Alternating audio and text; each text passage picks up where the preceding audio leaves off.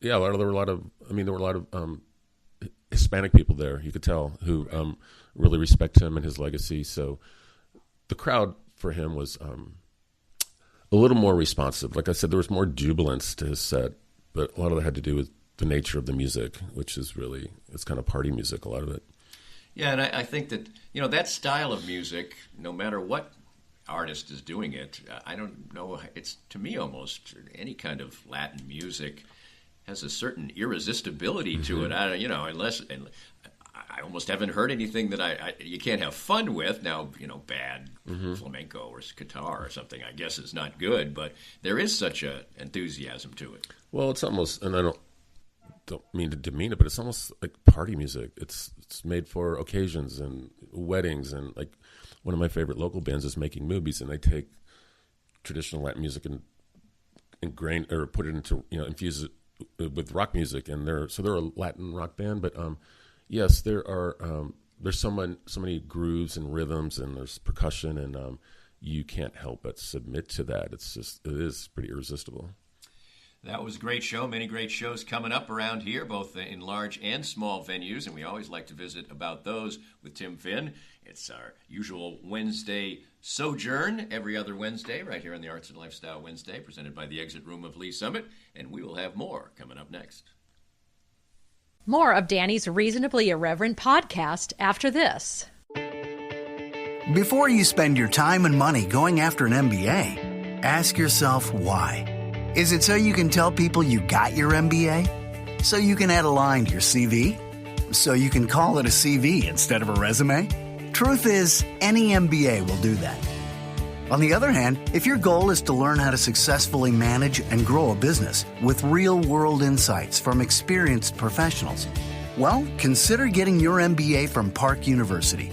Our low student-to-teacher ratio gives you personalized attention, and our face-to-face and online classes offered in 8-week terms are designed with working professionals like you in mind.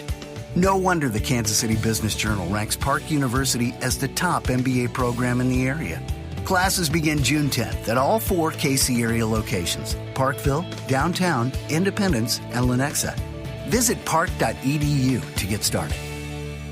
I was duped, and I recommend you be next. For better or worse, the ultra-realistic impression of me sits now in my wife's office to spook her on a daily basis. So what is Doob? D-O-O-B. It's the keepsake of a lifetime, a 3D-generated, incredibly lifelike figurine. 66 cameras take an image at exactly the same moment in any pose, and state-of-the-art 3D technology transforms that into exact replicas of you, anyone you know or love, a pet, whomever is close to your heart. Create lifetime memories with a Doob. Visit their Facebook page at Doob 3D Kansas City, or better yet, see their incredible creations. Visit their location down on the plaza in the heart of it at 231 West 47th Street in KC Mo.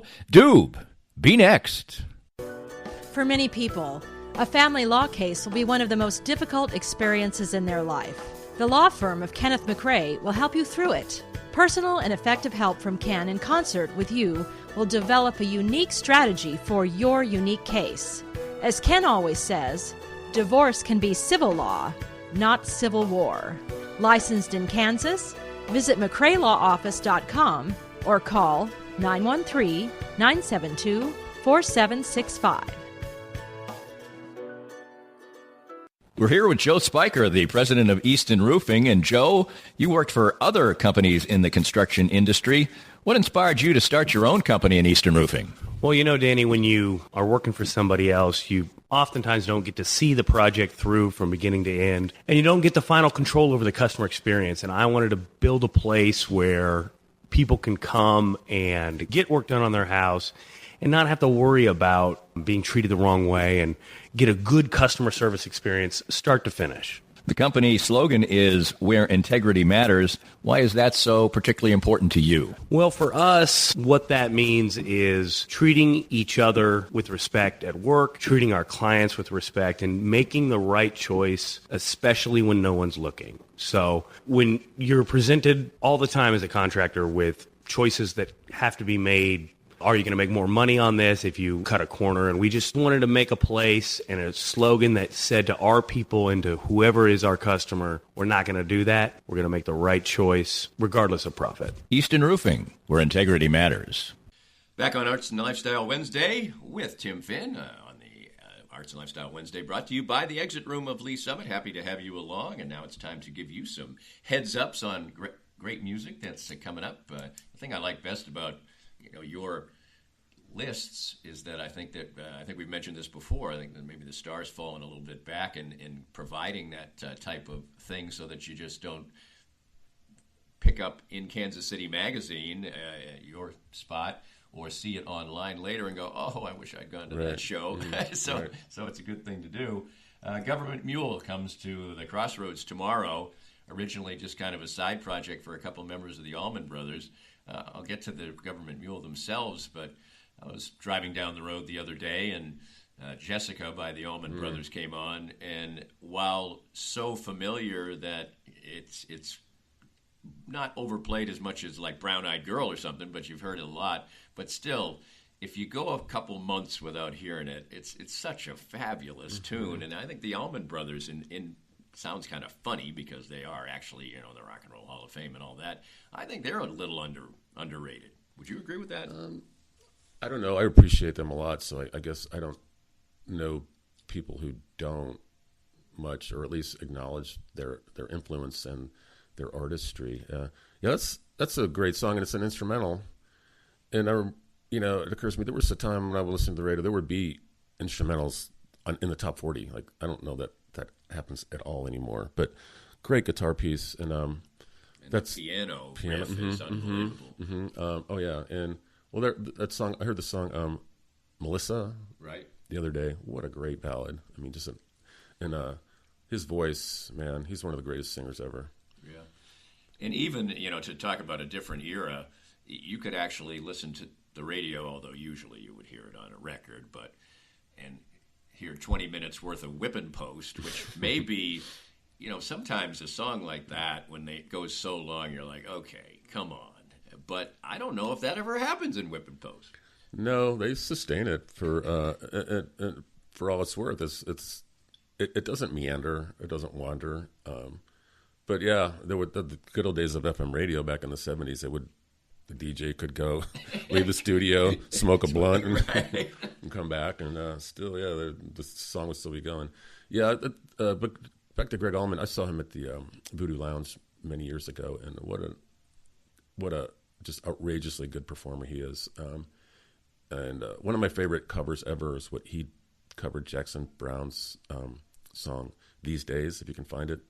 Just he takes a great song into another dimension. It's the way he interprets it and rearranges it. So I found that on a compilation. Starbucks used to issue these things, and that would be like Johnny Cash, pick your 10 favorite songs. We'll put it on this compilation, and we'll sell it. And that was on his, and I had not heard it before. But I was reminded of that when we're talking about him. It's go find that if you like that song, you'll like it even more. So talk a little bit about Government Mule. They sort of do a jazz-infused Southern rock type of mix, which is going to lend itself to the kind of jams that Southern rock is known for. And so they've had a long career, many live albums, and many memorable shows that take different directions. Yeah, no show's ever the same, and even if the set list might be the same, the song's going to sound different from one night to the next. They're super spontaneous. They're a little too jammy for me. I've seen them a couple times, but man, that the jam band crowd loves them, and yeah, they're great musicians, and they play. The spontaneity is what I think sells them more than anything, is because you never really know where they're going to go and what they're going to do from one night to the next. And if you appreciate really good guitar playing, and you can appreciate long instrumentals, and this is your show. So what's the line for you? Is it is it like the Supreme Court's definition of obscenity? I know when I see it type of thing, or you just know it when you hear it that maybe it's just taken off a little too? Because we just talked about things like Jessica and Tied to the Whipping Post, and those are super long jams, but don't cross that line. So it's just when you hear it, you know it. Yeah, I mean, I guess it's very subjective. It's like when I'm not paying attention anymore, and like when's the next song coming on? Like the band that epitomizes that for me is Widespread Panic. They'll play 3.5 hours and maybe do 14 songs, and some of them go on for 8 or 9 minutes, and I'm like bored to tears just because. All right, you're a great guitar player. I see what you're doing now. Let's do another song, and nothing's shorter than 7 minutes, and sometimes I go on for 18 minutes, and so it's when I get bored, like because I want, we've talked about this. I want structure, I want melody, I want a chorus, I want a bridge, whatever, right. And I don't know, I my mind wanders too easily. When I think of that, I think of drum solos, and they aren't done nearly as much as they used to be. I think people know that it was kind of a affectation of sorts. It should be, whenever a drum solo is going on, to me, you should have been able to walk in the middle of it and know what song it is. Mm-hmm. And have it weave around to the fact the song. Anybody can just show off up there, right. And we know you're a great drummer. Maybe it's the same kind of thing. So to me, I can watch a 3.5, 4-minute drum solo as long as it's structured with the song. Right. If there's some sort of narrative to it, and it's not just watching someone do gymnastics. Like, yeah, I don't know. I think it's rare when someone does like an extended solo. I can appreciate a drum solo in the middle of a song if it's 30, 45 seconds, perfect. But otherwise, when the band leaves the stage and the drummer's up, you're like, right. Oh, here we go. Okay, great. I'm going to go get a beer. But yeah, I would say usually I'm not a fan, but Stuart Copeland, I could probably watch do a 2 or 3 minute drum solo. Well, let's weave into something completely different. That would be Shawn Mendes, a Canadian pop singer who's trying to gain some more respectability, I guess it were, when you're sort of the latest coming of Sean Bieber, and you're a model to boot, in addition to being a musician, and you're following his teenage girls. That's a tough nut to crack, and I guess you'll find out this time because you're going to go to the show. Yeah, so what's interesting is he got his start by just throwing out these 6-second videos on Vine. I guess that's the longest length of a video you can put on there. It's a 6-second format, and he would just do little covers of Ed Sheeran and other pop stars, and he developed this audience, and then he started doing his own songs, and he got noticed by a record label, and boom, he's been on Saturday Night Live, he's been on a lot of the late night shows, and it's pretty innocuous, and I don't know, this step he's trying to take is pretty overt. Like, he's trying to move away from the puppy love phase into something with a little more depth, but it all sounds the same to me. I don't know. It's pretty innocuous, but like, he's handsome, he's got a good voice, he can play a couple instruments. It's the perfect concoction of pop stardom, I think, and he's playing Sprint Center, man. He's doing something right, and he sold a lot of tickets. Absolutely. Saturday, Sunday, Knuckleheads. This is back to something a lot different. Blues Cruise reunion. Talk about that a little bit. Just first of all, I'll ask you this. I've never been on a cruise, and I probably am going to die without going on a cruise, at least unless somebody strong arms me. So that's one thing. You're nodding your head. Are you in my camp? I've never been on one, and I don't imagine I ever will. Especially my wife is even more claustrophobic than I am, so that the idea does not appeal to her in the least.